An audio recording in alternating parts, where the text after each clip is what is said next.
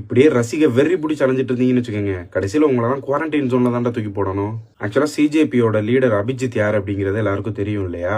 அதாவது நம்ம பெரிய தற்குறி பேர் கூட சொல்ல பயப்படுற பாஜக அப்படின்ற ஒரு கட்சியோட எஜுகேஷன் மினிஸ்டரவே ஸ்டூடெண்ட்ஸ் வச்சு ப்ரொடெஸ்ட் பண்ணி ரிசைன் பண்ண வச்சவர் தான் அபிஜித் அப்படிங்கிறவர்.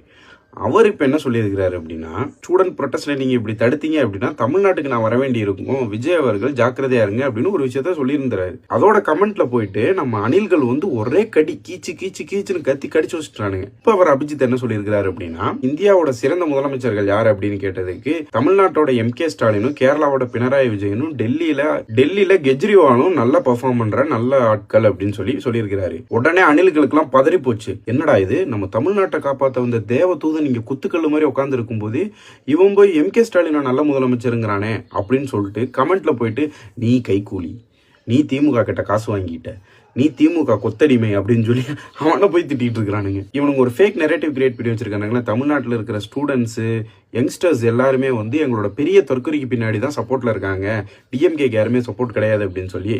ஒருவேளை அபிஜித் மாதிரியான சிஜேபி டீம்ல இருக்கிற எல்லாருமே விஜய்க்கு அகென்ஸ்டா மாறிட்டானுங்க அப்படின்னா இவனுங்களோட நிலைமை என்ன ஆகும் அப்படின்னு சொல்லி இவனுங்களுக்கு பதற ஆரம்பிச்சிருச்சு. ஆனா அபிஜித் எல்லாம் இங்க வரணும்னு அவசியம் கிடையாது. இப்படியே நீங்க தொடர்ந்து பண்ணிட்டு இருந்தீங்கன்னு வச்சுக்கோங்க, தமிழ்நாடு மக்களே உங்களை செருப்பால் அடிக்க ஆரம்பிச்சிருவாங்களா.